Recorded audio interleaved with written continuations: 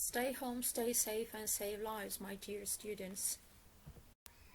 Evet, evde kalın, güvende kalın, hayat kurtarın. Sevgiler.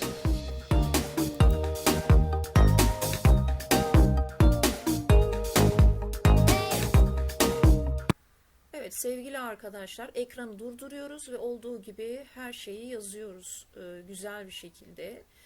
Şimdiki zaman şu anda yapıyor olduğumuz işleri anlatmak için kullanılır.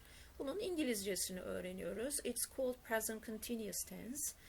I öznesinden sonra am, he, she'den sonra is, we, they'den sonra are geliyor ve daha sonrasında fiil yalın halde ancak sonuna ing takısı ekliyor.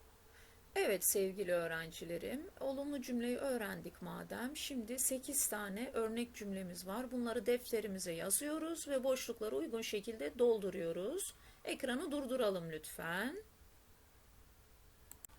Burada birinci alıştırmada the birds'ın yanına neden are getirdim? Çünkü the birds kuşlar yani they olduğu için. My sister she olduğu için is geldi yanına. Yine ikinci cümlede I'dan sonra am gelir. 3'te we'den sonra are, 4'te she'den sonra is, 5'te it'ten sonra is, 6'da James'ten sonra is neden? Çünkü James bir he'dir. He'ye is gelir.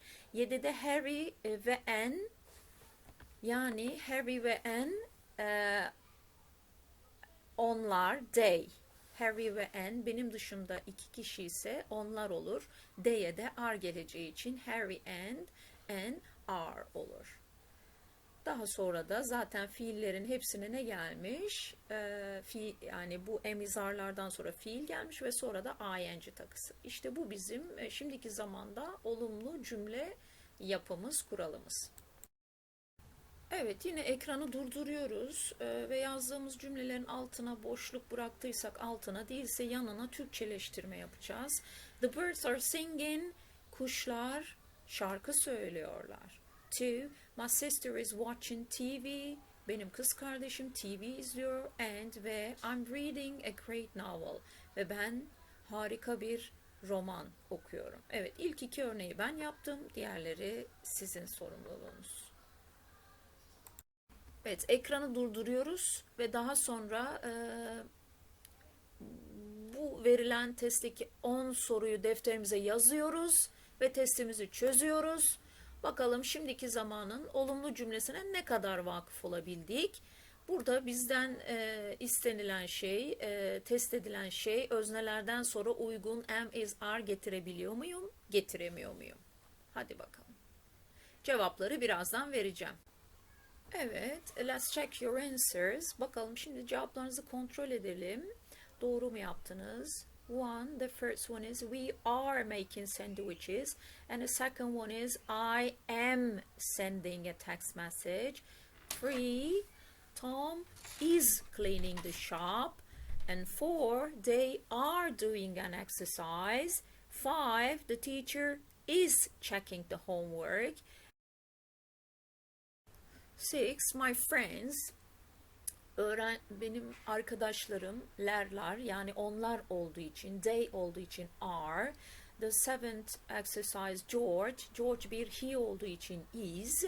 8. Ronnie and David, benim dışımda iki kişi olduğu için onlar yani they olduğu için are. My baby brother dediği için erkek olduğu için is. Our class, sınıf is. Visiting a museum.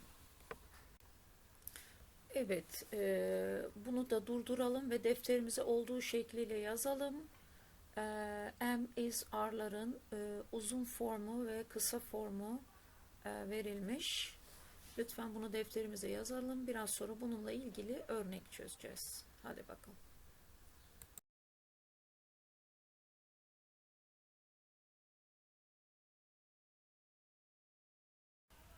Evet çocuklar, ilk örneği sizin için ben yaptım. We are playing, we are playing.